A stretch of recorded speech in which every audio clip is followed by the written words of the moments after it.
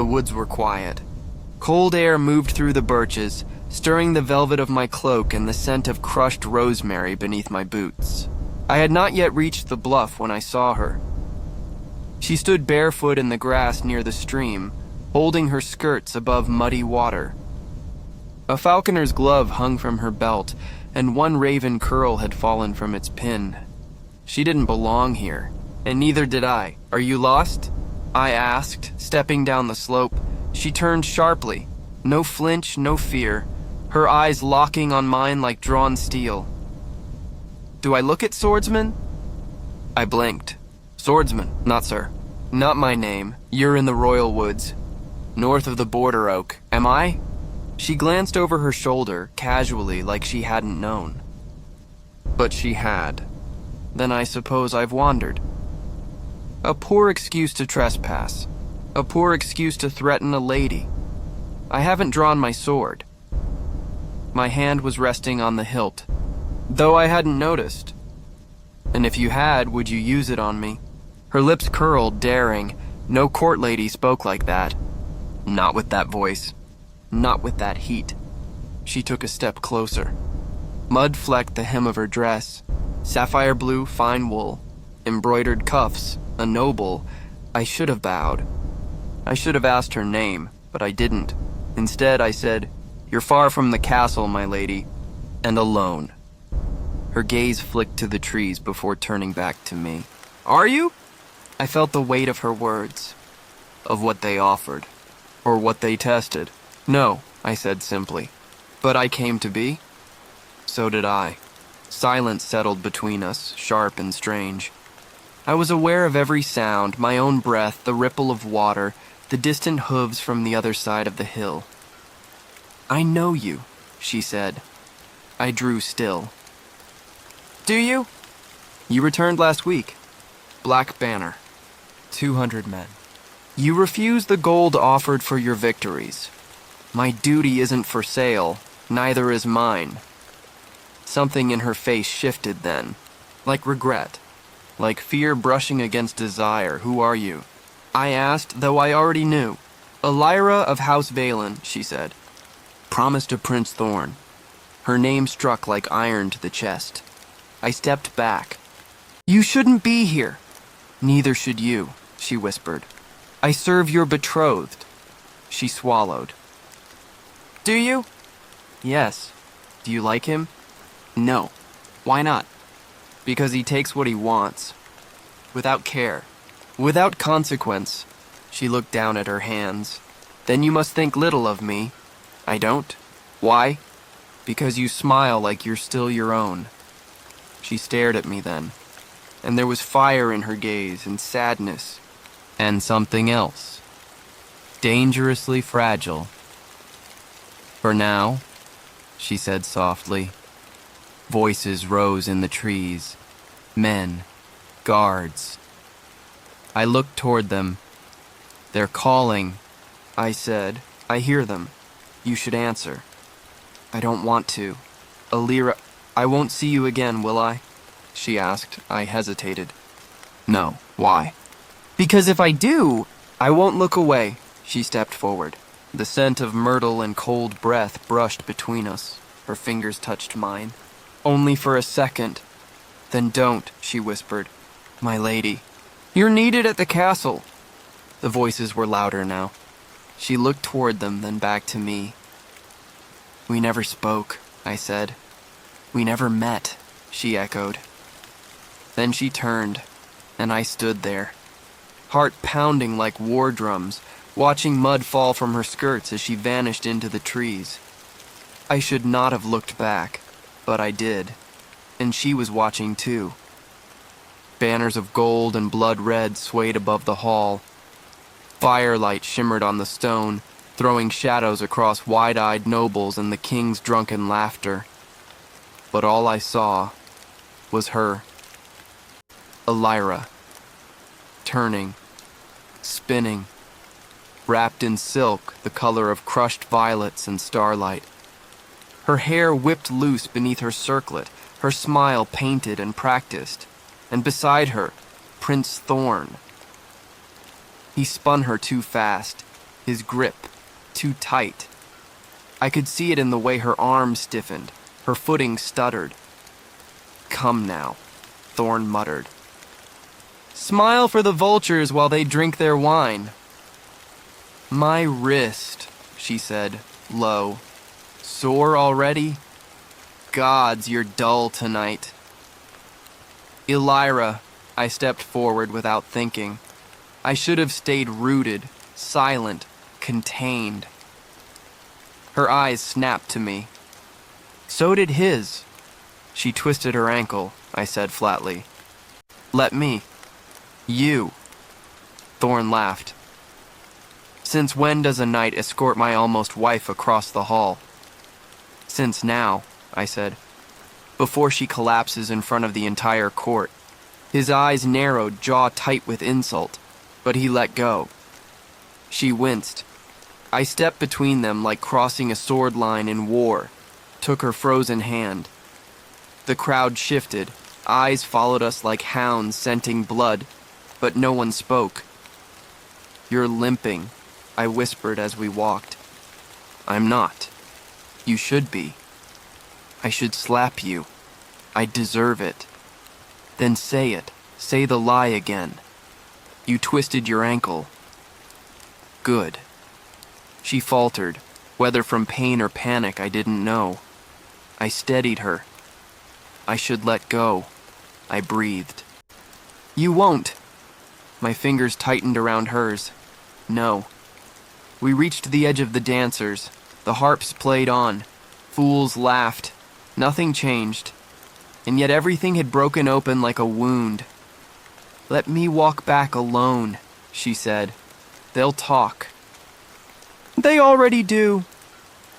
"Elira." "I said I would slap you," she said, turning to me, voice low. "But thank you." "I'd do it again." "Then you're a fool." "I am." She reached up, brushing something from my shoulder. We were far too close. "Do you think I'm weak?" she asked. "No. Even now? When I'm bruised and pretending not to flinch? You're stronger than the man who left it." She nodded slowly, eyes glassy but dry. "Strong. Always strong." "I hate this place," she whispered. "The gold, the lies, the noise." I leaned in just enough for her to hear through the music, then dance with ghosts, with fury, with memory. Her breath hitched. I wanted to touch her cheek. I didn't. A voice broke us, thorns, loud and grating from across the room. "Lady Elira, have you rested enough?" She straightened. The mask slid back over her face. "I must go. I know." "2 heartbeats," she whispered. "That's how long you held me, longer than you should." "I counted them too." She stepped away. I let her. She returned to him, smiling. Danced again. From the shadows I watched, my mouth bitter with wine I wasn't drinking, my hands empty of sword or salvation. She never looked back. But I knew she had wanted to. And I knew we'd both pay for tonight. Dear God, we already were. The blood had not dried on my armor when they opened the gates. "Where's the prince?" the steward called. "He's dead," I said. The words left my mouth like rust from a blade. They didn't feel real. Nothing did. Not the banners flapping black in the wind, not the cold eyes of the court as they turned toward me like I carried the plague. He was to be king. He was to survive, I muttered. But war doesn't care for names.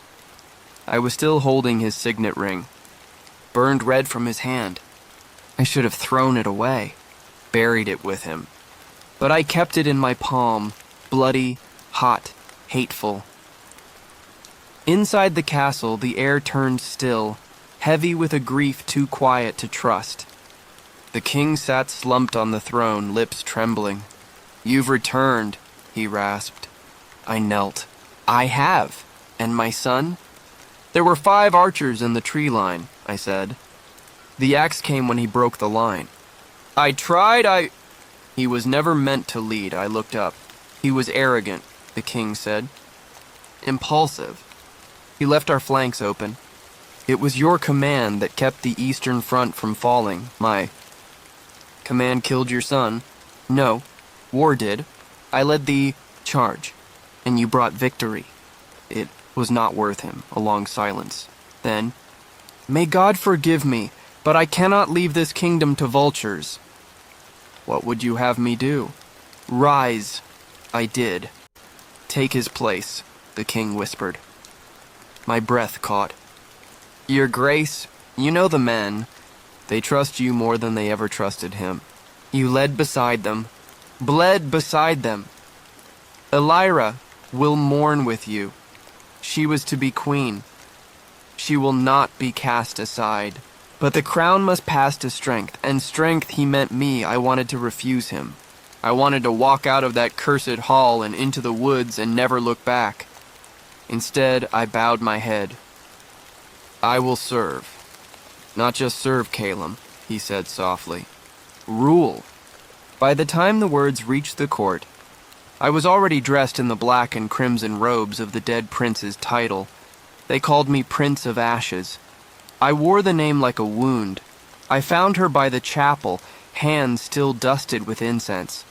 She didn't look up. Elira, you shouldn't speak to me. I need to. You're prince now. You don't need anything. I stepped into her shadow. I didn't want this. Did you want him dead? She asked. No. But now that he is, how convenient. I flinched.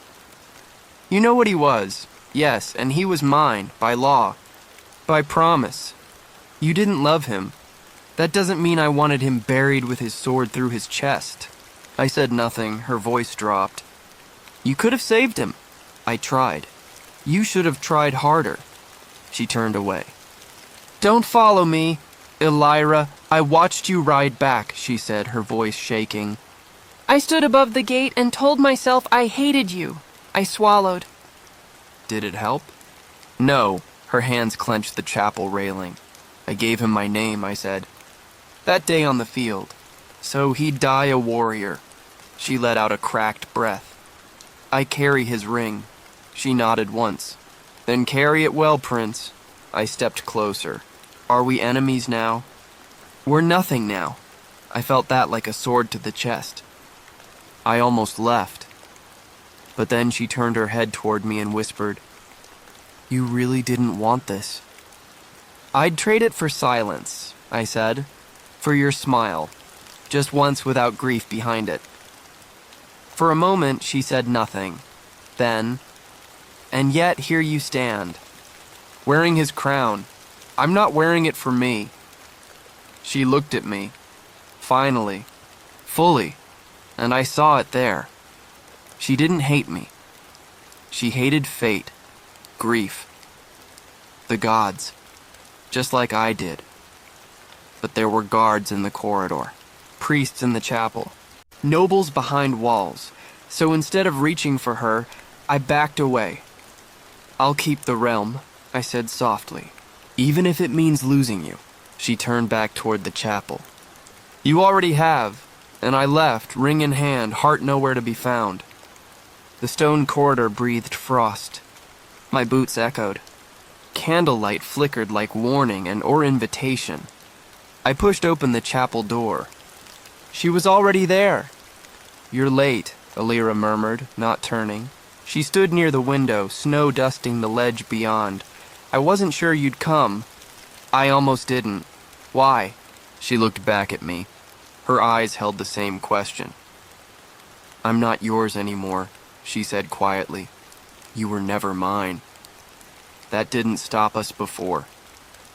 I walked slowly, the cold from the marble floor seeping through my bones. Too many eyes. Too many ears. And not enough time. She turned fully. They say you'll marry her, I nodded once. For the realm. Is that supposed to make it honorable? No, it just makes it necessary. I see. Elira? I dreamed of nothing, she said. Before the war. Before you. I dreamt only what I was told to. Marriage, duty, heirs. You still speak like a queen. She shook her head. No, I speak like a prisoner who's memorized her walls. Her voice wasn't angry, just tired. I stepped closer. I think of you each morning, I whispered, before I put on the crown. And I hate myself a little more each time.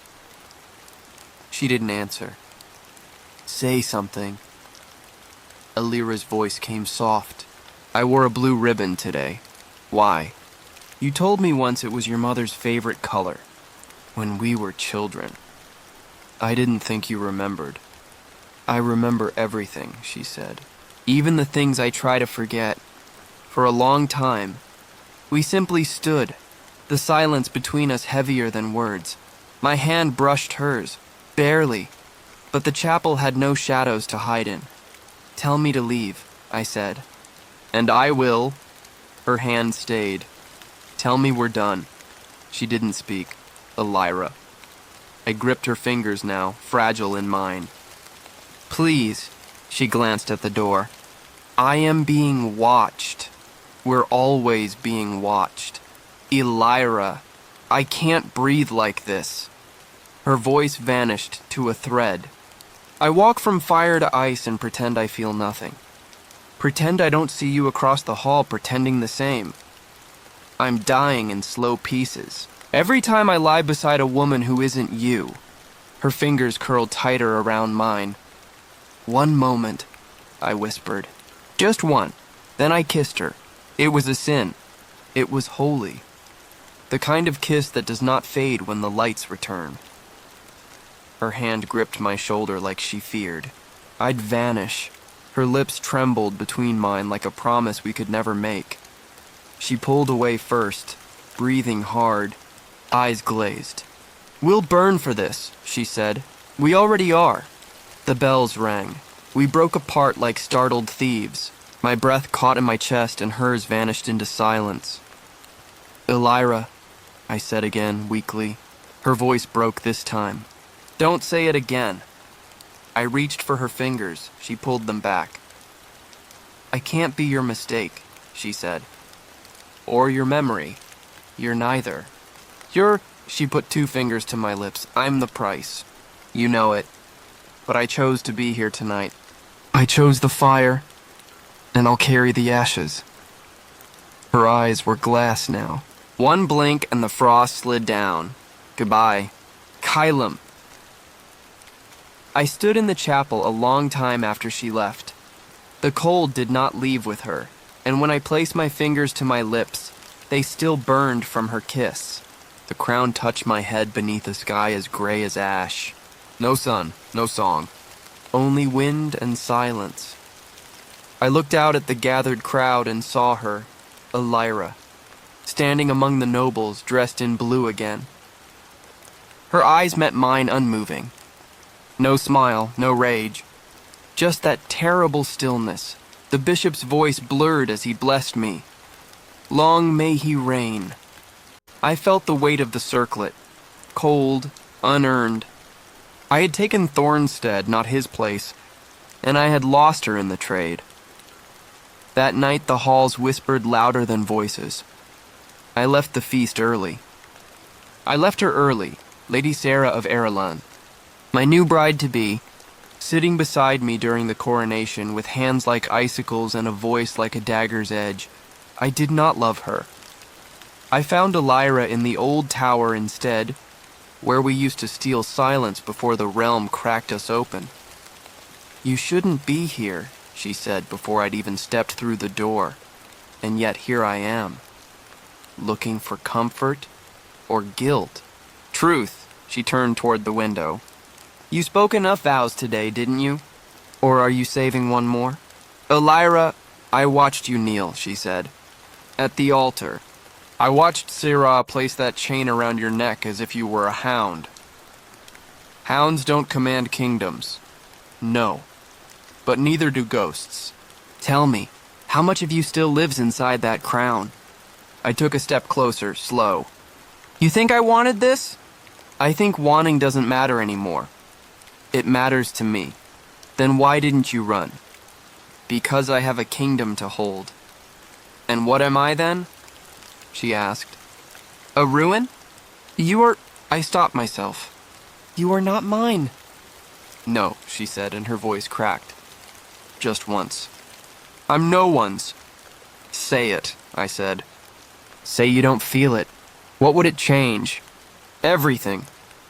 I wish I could hate you, she said. It'd be easier. Then hate me, I said.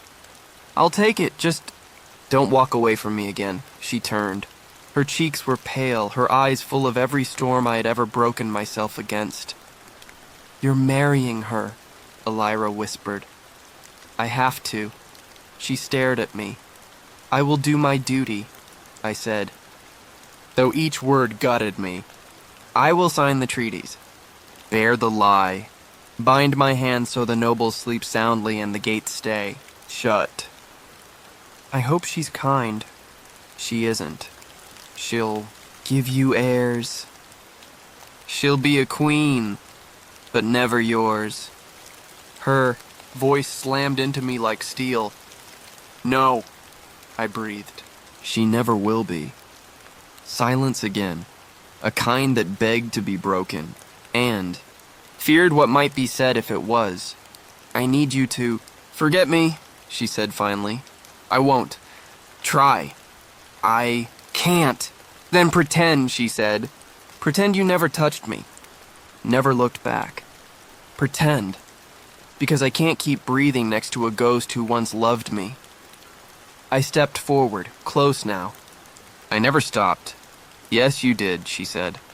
You stopped the moment you let them put that crown on your head. Elira. No, she said, quieter. No more, she moved past me. Her shoulder brushed mine. Warm. Final. I lied, I said, half broken, when I smiled at her. When I kissed her hand. When I let the court think she mattered. I lied too, she said, her back still turned. When I said I didn't want to run. I watched her walk away. I didn't stop her. Because this is what duty is. You let go of what you love. And live just long enough to regret how well you played pretend. The eastern border burned before winter had the chance to arrive. Riders came breathless. Treaties failed. Steel spoke louder than scrolls. I left Sarah asleep in her gilded bed, untouched, unmoved. Her skin colder than the stone that framed our marriage. We did not speak anymore. I did not ask permission to ride south. I didn't wait for the council. I only left. The village was ash before we reached it. Hail the king, someone cried. I dismounted. No crown, no escort. Just a sword on my back and supplication in my voice. Tell me who's alive. They brought me bodies. Bleeding children. Burned out homes. One healer muttered, She's here, tending the wounded. Elira? He nodded. I found her kneeling in a scorched barn, sleeves rolled, hands shaking red over a boy's chest. Elira. I've no time. She started, then looked up. Her voice fled. Calum? You're hurt. Her fingers were wrapped in cloth soaked through. Small burns, she said. He's critical. I'll help. She didn't say yes, but didn't stop me. We worked in silence, cutting fabric, pressing wounds. I held him steady as she stitched him back into the world. When he slept, still breathing, our hands finally fell away. You shouldn't have come, she said. I couldn't stay. You're a king. There are borders. There are graves, she exhaled. Sarah will ask questions. She doesn't speak to me.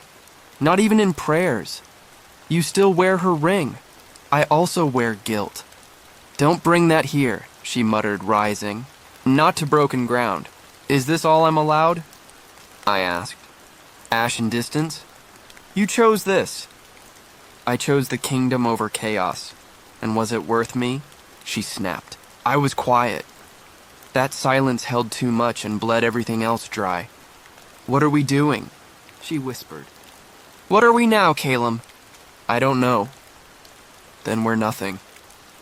You don't mean that. She turned. I don't know what I mean, not anymore. You're a stranger in a crown. And you're the only thing that still feels real, I said, stepping closer. Even when I can't touch you. You shouldn't touch me. I won't. We didn't speak for several heartbeats. The sky outside turned to ink. Smoke drifted from smoldering stables, sweet and bitter. She wrapped her arms tight around her frame. The boy will make it. He's young, strong. Like you were, she said softly. I broke long before the crown. Don't say that. It's the truth. It hurts. I know. She looked at her hands, blistered, shaking. You should rest, I said. And you? I can't. Not while you're in pain. She glanced up. Careful, Calum. That sounds too much like love. I know. And it's not fair. I never claimed to be fair. Only yours. A beat. She left the barn first. I followed. We found shelter in the woods, half a roof over twisted trees and dragging shadows. She didn't ask how long I would stay. I didn't ask if she missed me. The truth was already between us, too loud to speak. She lay beside me on the broken earth, close enough to feel warmth, but not close enough to burn. I didn't reach for her. I think about the chapel, she whispered. The candles. The cold. Your lips. Her voice trembled. That one moment, I turned my head. It nearly killed me. It still does. The fire between us faded to embers. She closed her eyes.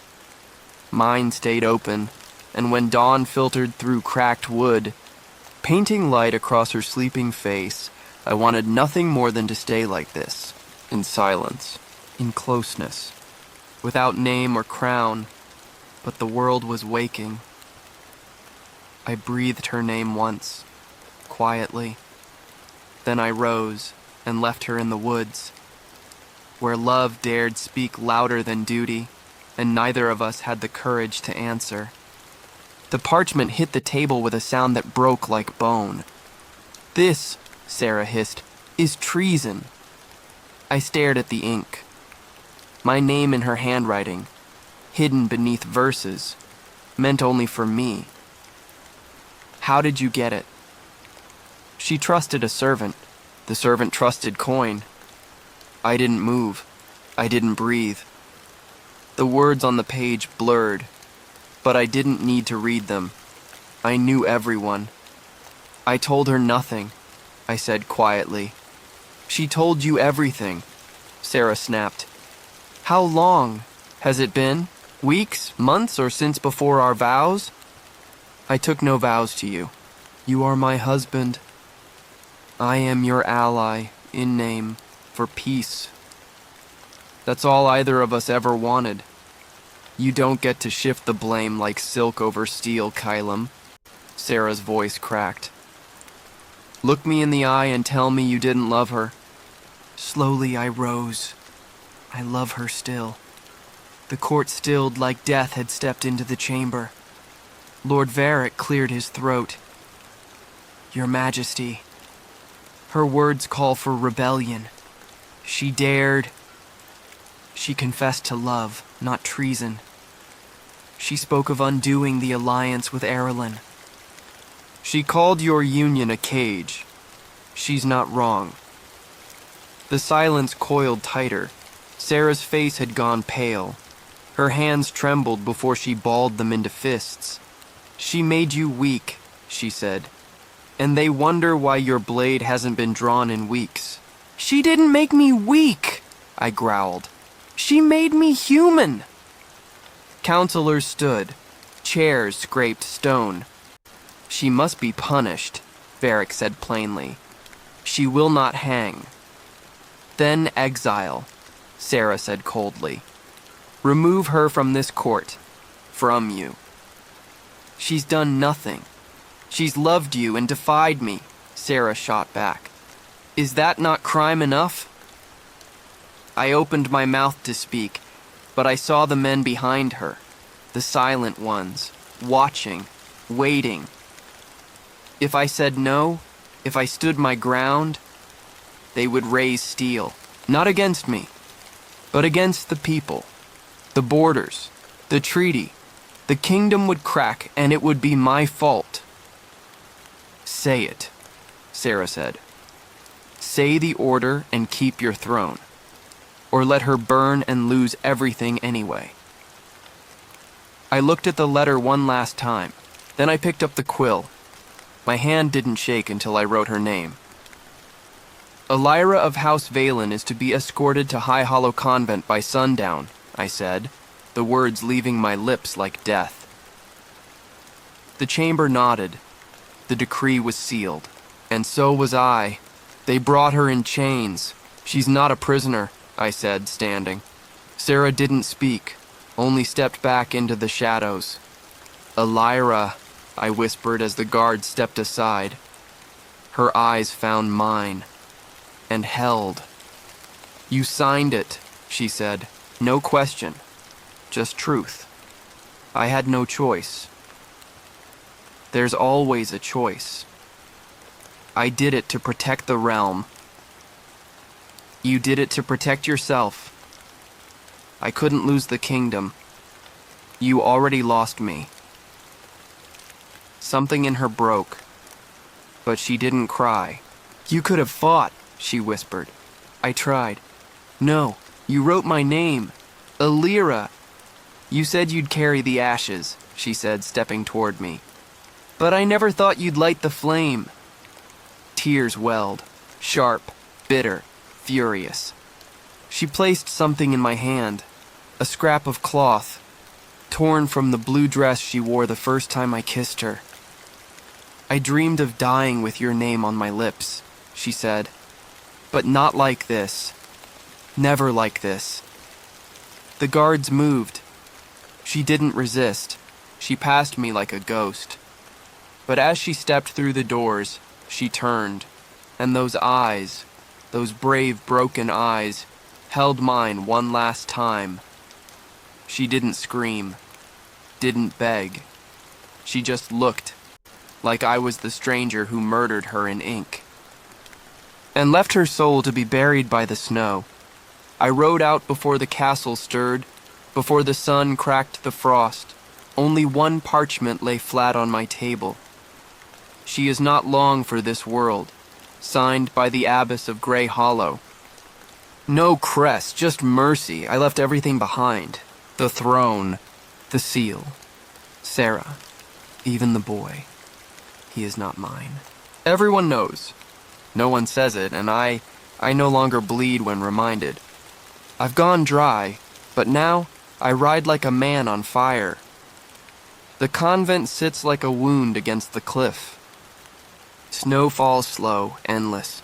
Everything is bone white. A soft-faced monk opens the gate. Your Majesty, take me to her, now. She sleeps. Now. He hurries. I follow. The hallway smells of lavender and death. Candles flicker in the stone arches. Half the world is silence, the other grief. We stop at a door with no name carved in it. I'll go alone. He nods, silent, and leaves me. I knock once, then push the door open.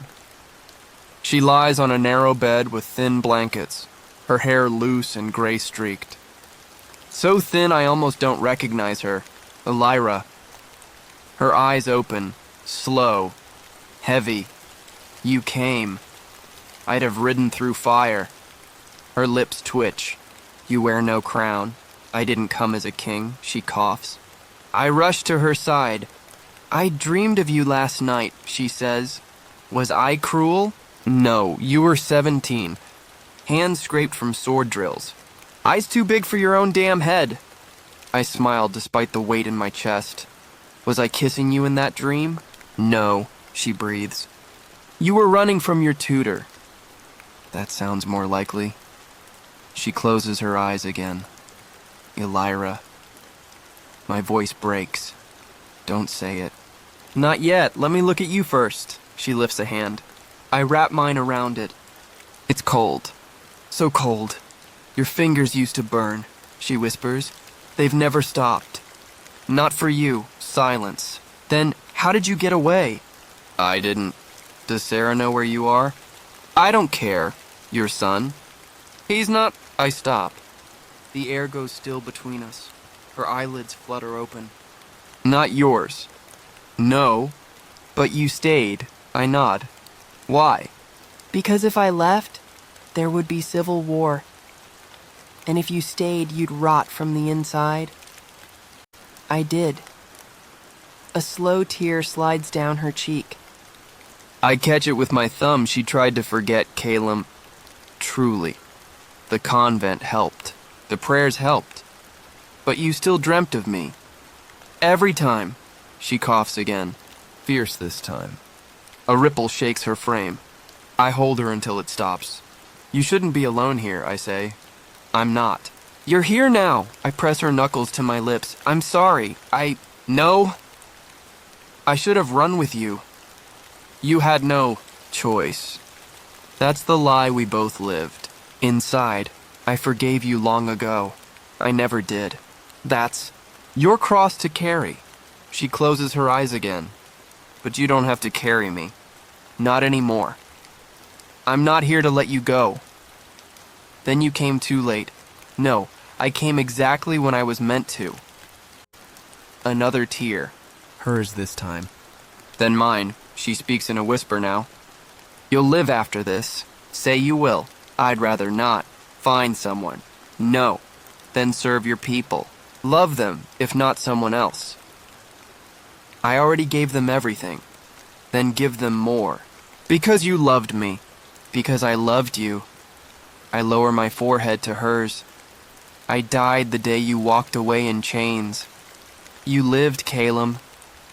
This isn't living. Her hand weakens in mine.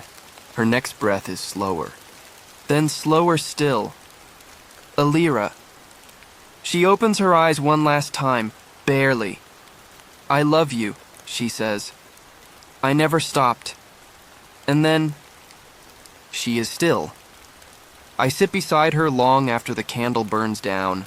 No abbess comes, no guards knock. There is no crown in this room, no kingdom, no betrayal, only me and ashes. The wind howled through the stone as I opened the door. No fire burned. The room was dim, cold.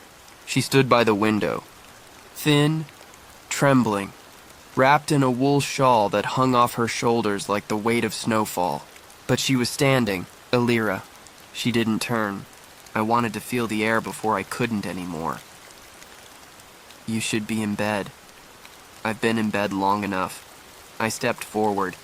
Every bone in her back looked carved from willow. You'll faint. Then catch me. I did. Her body gave halfway to the floor, but I held her. Held her long after she'd steadied. I didn't speak. If I did, I'd break, she smiled weakly.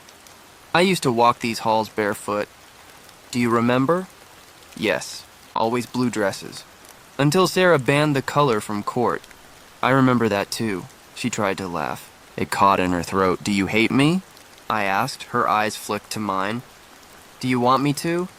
No. Then why ask? Because I need to hear it. I don't hate you, Caleb. I never have. I swallowed hard. Her breath fogged against my chest. I took it in. Every breath she had left. Did you stop loving me? I whispered. That same laugh, cracked and breathless. No, but I tried harder than God would allow. I closed my eyes. You should be angry. Anger is for the living. A pause. Quiet as snow falling. Then her voice softer this time.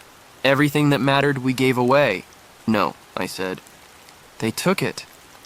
Her hand rose to my cheek, feather-light. But we let them.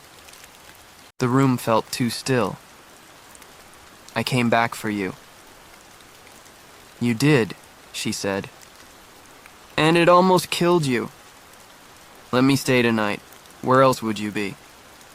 I helped her to the bed. She laid her head against the pillow like she was sinking beneath water. I lay beside her, fully dressed, not touching, just listening. The soft rasp of her breath, the beat of my guilt behind ribs that had only ever known war. "Tell me something happy," she said. "We kissed on the chapel floor," I whispered. "That wasn't happy. That was cruel. It was the only real thing I ever did." She tilted her head. "Then say something else." My hands still remember the shape of yours. A tear slid down her cheek. She nodded once. "Hold me," she said. I did. And she folded into me like she'd never left. We didn't speak again. We couldn't. Her body grew heavier in my arms. Or maybe the grief did. She slipped away before the moon left the sky. No cries, no warning. Just stillness, like a candle winking out an old light. I buried her at dawn. No banners, no bells. Only silence. The abbess wept. The convent lit a candle that will never be seen by any court noble. They will say she died forgotten. But I remember. I remember every flicker of her fingers against mine. Every no that meant stay. Every lie we told to keep the other breathing. A month later, I rode to the village for the harvest festival. The sky was gold. The square alive. Music swirled from a mandolin, and apples steamed in the carts. Children spun on bare feet, and then I saw her. A girl. 12, maybe 13. Barefoot. Spinning in a blue dress. Blue. The same shade. She twirled through the dust. Arms high, laughing. I stood in the shadow of the chapel ruins, watching. My throat closed, heart beating so hard I thought it would crack the crown still heavy on my head. Mira, the old handmaid, now bent with age, stood beside me. "Elira's niece," she said. "Eira," she named her after her. Yes, I couldn't speak. Does she know? I whispered. "She knows only that a great lady once danced alone in the halls of a king's court, and never forgot how." The girl spun again, a spark of her in every step. "She dances like her." I said. "No," Mira said gently. "She dances freer." I don't know how long I stood there. But when the girl looked toward me and smiled, just once before running off into the light, I felt something shift. Not hope. Not healing. But something like forgiveness. And maybe that is enough. I remain the king, but I am hers. Still, not in name, not in law, but in every step I do not take toward forgetting her. In every moment I carry her love like armor under velvet.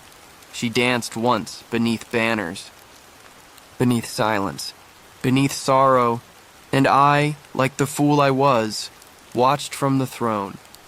But now I hold no power but memory, and I kneel, not to God, not to crown, but to her, still twirling, still laughing in the heart of a girl who will never know what we lost, only what we loved.